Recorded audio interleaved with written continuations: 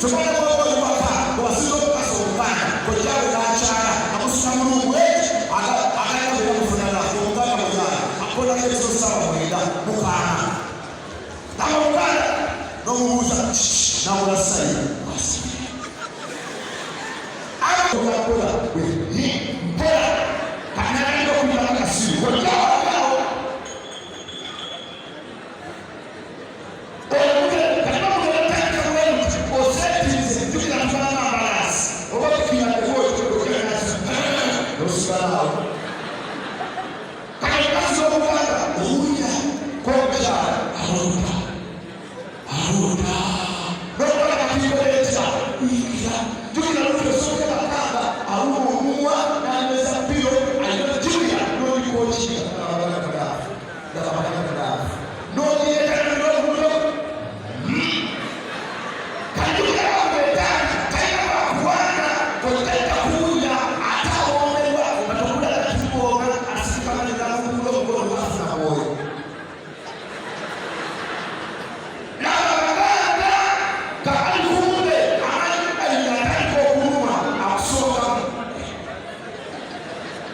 no muza